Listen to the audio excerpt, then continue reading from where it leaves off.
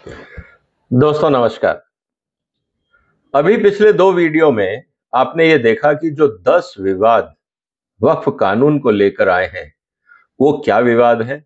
उसमें सरकार का पोजीशन क्या है और लीगल पोजीशन क्या है? क्योंकि 5 मई को ये पूरा मुद्दा सुप्रीम कोर्ट में दोबारा आएगा। इसीलिए जो 10 महत्वपूर्ण विवाद हैं, उसकी चर्चा मैं आपके साथ कर रहा हूं। पिछले 2 वीडियोस में डिटेल में हमने 7 विवाद की चर्चा करी। इस वीडियो में हम 3 और विवाद जो हैं, उनकी चर्चा करेंगे। सारा जानने के लिए आप तीनों वीडियो देखिए।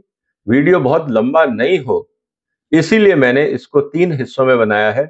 10-12 मिनट का एक वीडियो है, आप आसानी से देख सकते हैं और अपने दोस्तों के साथ शेयर करिए ताकि जब 5 तारीख को ये मुद्दा सुप्रीम कोर्ट में आए तब हम देखें कि कोर्ट इन मुद्दों पर अपनी जो राय है और जो व्याख्या है वो किस तरह से करता है।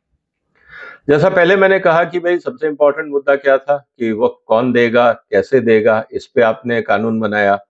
जो वक्फ बाय यूजर की डेफिनेशन है उसमें संशोधन किया गया। इनहेरेंट राइट्स और वक्फ को लेकर क्या आपस में तालमेल है, इस पे विवाद रहा। जो सरकारी जमीन है उसको वक्फ क्यों नहीं बनाया जा सकता। फिर जो ट्रिब्यूनल्स की पावर हैं, आप उनको क्यों कम कर रहे हैं, इस पे विवाद है। जो आर्कियोलॉजिकल साइट्स हैं उन पे वक्फ का अधिकार क्यों नहीं हो सकता, इस पे आपका आर्ग्यूमेंट है। और फिर शेड्यूल्ड ट्राइब जो लैंड्स हैं, जिसको संविधान में भी कहा गया है कि इनको हस्तांतरण नहीं किया जा सकता, उसको भी लेकर वक्फ में ट्रांसफर करने को लेकर क्यों विवाद हुआ। और अब जो मुद्दा आया है, 8वां मुद्दा, वो है कि जो आपने वक्फ ट्रिब्यूनल बनाया या बोर्ड बनाया, उसमें आप नॉन मुस्लिम को क्यों लेके आ रहे हो। दोस्तों इस बात को समझना होगा।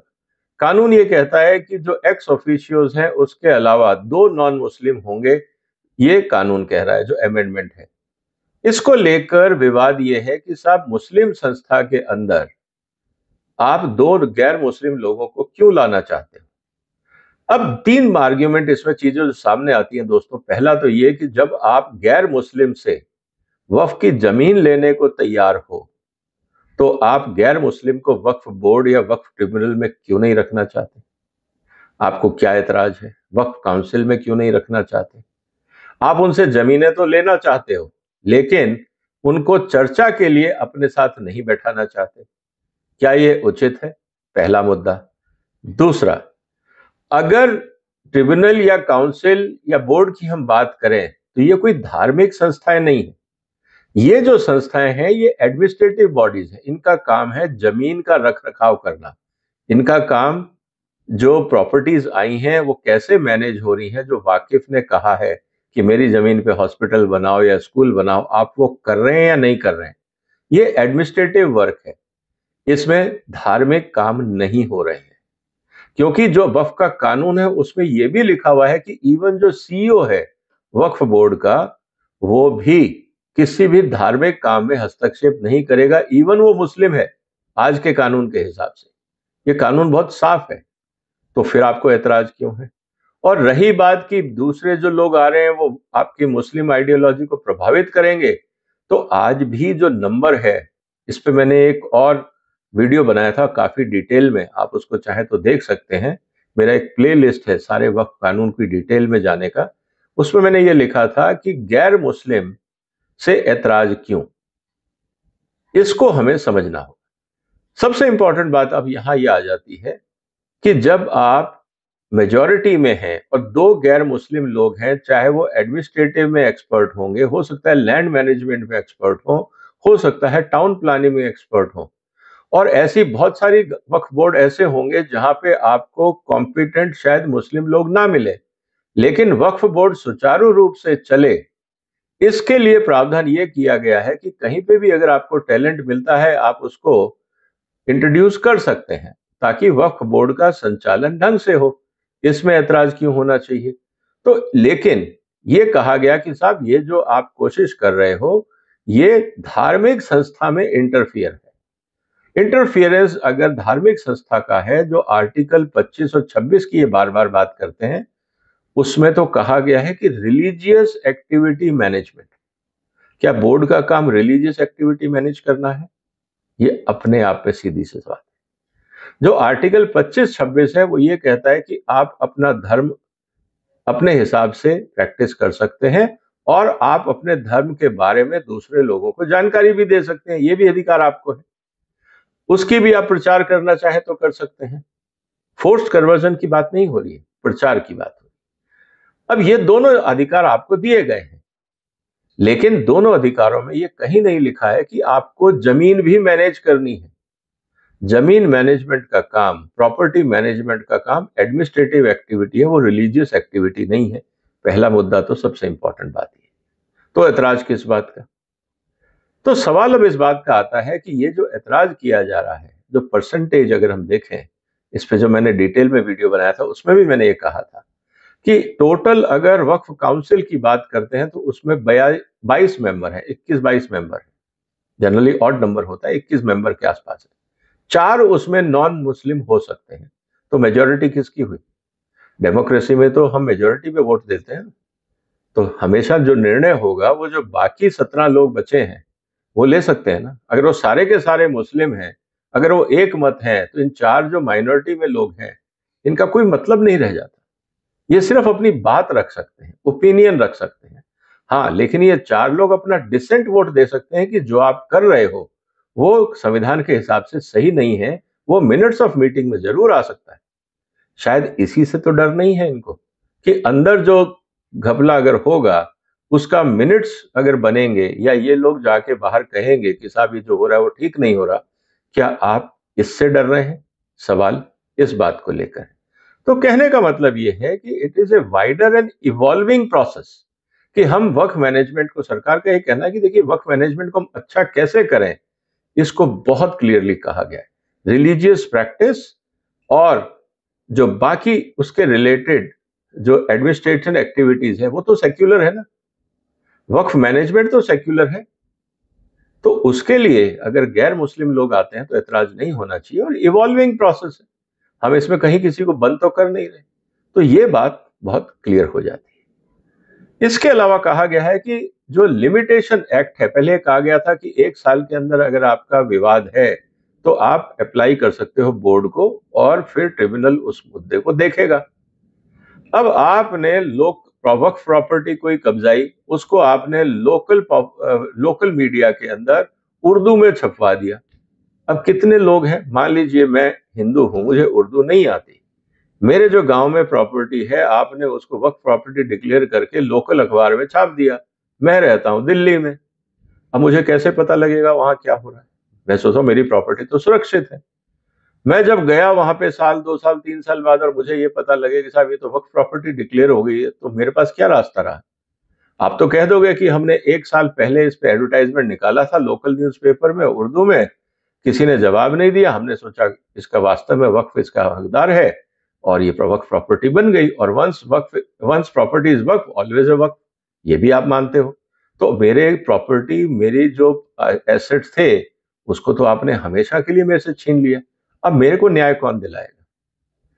जो लोग ऑपोजिशन में हैं वो ये कह रहे हैं कि साहब ये कानून गलत है, अब जो गई तो गई, आपको न्याय मिलने का कोई अधिकार नहीं होना चाहिए।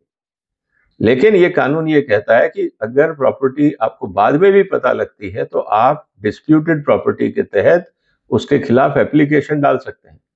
उसकी जांच होगी और फिर पता लगेगा कि ये वास्तव में वक्फ प्रॉपर्टी की गई थी या इस पे जबरदस्ती कब्जा किया गया था। लोगों का ये मानना है जो अपोजिशन में है कि ये प्रावधान गलत है। ये नेचुरल जस्टिस जिनके साथ होना चाहिए उनको क्यों जरूरी है? अगर हमने एक बार डिक्लेयर कर दिया, हो गई। इस तरह तो हजारों प्रॉपर्टीज हैं जिस पे डिस्प्यूट शुरू हो जाएंगे। इसका मतलब कहीं ना कहीं ये डर है कि ऐसी हजारों प्रॉपर्टीज हैं जो जबरदस्ती कब्जाई गई हैं और वो नहीं चाहते कि ये मुद्दे खुलें। अब सवाल इस बात का है कि क्या सुप्रीम कोर्ट उन लोगों को न्याय नहीं दिलाना चाहेगा जिनकी प्रॉपर्टी बगैर जाने पहचाने जबरदस्ती कब्जा की गई हो? क्या ये संविधान अधिकार नहीं देता लोगों को? अब ये सुप्रीम कोर्ट को सोचना है। तो सरकार का कहना यह है कि देखिए जो जबरदस्ती एनक्रोच की गई है प्रॉपर्टी, उनके ऊपर न्याय कैसे होगा? हमने तो सिर्फ एक प्रावधान किया है कि अगर किसी को लगता है कि उनकी प्रॉपर्टी एनक्रोच हुई है तो आप खाली करिए, ये कहते हैं नहीं, हमें खाली करने के लिए नहीं कहा जाना चाहिए। ये बात अपने आप में एक विवादास्पद है। सबसे महत्वपूर्ण और आखिरी मुद्दा यह है कि जो लोग इस अमेंडमेंट का विरोध कर रहे हैं वो ये कह रहे हैं कि जो ट्रिब्यूनल की पावर्स हैं आप उसको क्यों कम कर रहे हैं, क्योंकि जो ट्रिब्यूनल है वो अपने आप में सुप्रीम कोर्ट है।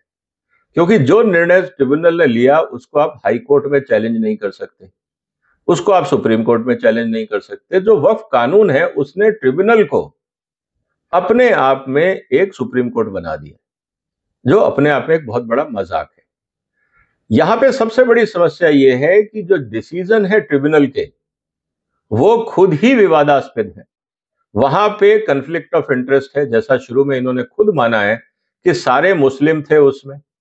वो जो आपका बोर्ड है वो सारे मुस्लिमों का, जो सर्वेयर है वो मुस्लिम, जो ट्रिब्यूनल है वो सारे मुस्लिम। अब सेक्युलर समाज में ये लोगों को कैसे भरोसा हो कि यहाँ पे कोई एक वर्ग विशेष या धर्म विशेष के हित की ही बात नहीं की जा रही और बाकी हितों को नजरअंदाज किया जा रहा है। अब कोई न्यूट्रल बॉडी तो चाहिए। ट्रिब्यूनल के ऊपर हाई कोर्ट को लाने का पर्पस यही था कि अगर ट्रिब्यूनल के डिसीजन से अगर कोई आहत है तो उसके लिए एक अपील का रास्ता होना चाहिए। लोग ये कह रहे हैं कि साहब अपील की जरूरत क्या है, हमने कह दिया सब खत्म। अब आपके घर को मैंने वक्फ बना दिया, ट्रिब्यूनल ने कह दिया हाँ जी वक्फ की प्रॉपर्टी है, आप फुटपाथ पे आ गए, हम कुछ नहीं कर सकते। आप कहोगे कि साहब मेरा न्याय कब होगा? अब कोई न्याय व्याय नहीं होगा, हमने डिसाइड कर लिया आप फुटपाथ पे रहेंगे। क्या ये ऐसे देश चलेगा? क्या संविधान इस बात की इजाजत देता है? सिर्फ इस अमेंडमेंट में ये कहा गया है कि जो वक्फ ट्रिब्यूनल के जो ऑर्डर होंगे या जजमेंट्स होंगे उसको आप हाई कोर्ट में चैलेंज कर सकते हैं। इनको इससे बहुत बड़ा ऐतराज है। लेकिन किसान आंदोलन के समय, मैं फिर दोहरा रहा हूं, जब सरकार ने कहा कि हम मीडिएशन के लिए मजिस्ट्रेट या कलेक्टर को एम्पावर करते हैं, तब इन्हीं लोगों ने कहा कि साहब हाईकोर्ट या सुप्रीम कोर्ट जाने से आप कौन रोक सकते हो किसानों को। लेकिन जब प्रॉपर्टीज की बात आ रही है, जहां सैकड़ों करोड़ों रुपए की तक की बात हो सकती है, ये कहते हैं नहीं आप कोर्ट नहीं जा सकते। लेकिन किसान की फसल के मामले में कोर्ट जाना अलाउ होना चाहिए। ये जो डबल स्टैंडर्ड है लाइफ में, जो आर्ग्यूमेंट कर रहे हैं लोग, और यही वकील किसान आंदोलन में कुछ और बोल रहे थे, आज कुछ और बोल रहे हैं। मुझे ताज्जुब होता है कि लोग अपने आर्ग्यूमेंट्स में कंसिस्टेंट क्यों नहीं होते। संविधान की व्याख्या मतलब के हिसाब से क्यों की जाती है? क्या यही कोर्ट का काम रह गया है और कोर्ट में आर्ग्यूमेंट करने का काम रह गया? और अब देखना है कि जजेस क्या करते हैं, क्योंकि जजेस ने भी इस मामले में कहा था कि भाई जो अधिकार है वो कोर्ट में जाने का अधिकार सबको है। तो सरकार का ये आर्ग्यूमेंट है कि भाई ये जो हम प्रोविजनिंग कर रहे हैं इससे लोगों को हाई कोर्ट सुप्रीम कोर्ट जाने का मौका मिलेगा, उनके पास न्याय के जो रास्ते हैं वो खुलेंगे। आप न्याय से वंचित क्यों रखना चाहते हो? और क्या सरकार ने गलत काम किया है? अब देखना यह है कि सुप्रीम कोर्ट क्या करता है, क्योंकि जब तक एग्रीव्ड पार्टी, जो पार्टी परेशान है, अगर उसको न्याय का रास्ता नहीं मिलेगा तो फिर अराजकता फैलेगी, फिर लोगों को पूरे लीगल सिस्टम पे भरोसा हटेगा। कहने का मतलब यह है कि अगर एक ट्रिब्यूनल अपने आप में सुप्रीम कोर्ट है तो फिर हाई कोर्ट और सुप्रीम कोर्ट का औचित्य क्या है? तो सवाल अब इस बात का है। अब देखना यह है कि सुप्रीम कोर्ट इस बात को एक्सेप्ट करता है या ट्रिब्यूनल को अपने बराबर मान के और कहता है नहीं, tribunal is the final authority. अब ये तो 5 तारीख के बाद पता लगेगा कि क्या निर्णय होते हैं। उम्मीद है दोस्तों कि ये जो 10 विवादित मुद्दे थे जिनकी डिटेल में मैंने आपसे चर्चा करी, आपको सारे मुद्दों की क्लैरिटी हो गई होगी। अब जब संसद में या कोर्ट्स में बहस हो इन मुद्दों पे, तब आपको ये पता लग जाएगा कि क्या पोजीशन है, किसने क्या लिया, और अंत में सुप्रीम कोर्ट में क्योंकि मामला है और मुझे लगता है कि चीफ जस्टिस साहब रिटायर होने से पहले अपने निर्णय को देना चाहेंगे ताकि नई बेंच की गठन की जरूरत ना पड़े। अब देखते ही हैं कि क्या इस महीने इसका निर्णय होगा या ये मुद्दा लंबा खींचेगा। आप भी नजर बनाइए रखिएगा, हम भी नजर बना के रखेंगे और चर्चा करेंगे इस मुद्दे पे। और अगर आपको पूरा देखना हो तो पूरी प्लेलिस्ट है जिसके अंदर करीब 18-20 वीडियोस हैं, हर मुद्दे को बारीकी से एनालाइज किया गया है। आप देखते रहिए, ज्ञानवर्धन करते रहिए, शेयर करते रहिए, सपोर्ट करते रहिए। फिर मुलाकात होगी एक और महत्वपूर्ण मुद्दे के साथ। तब तक अपना ध्यान रखिएगा। फिलहाल वंदे मातरम।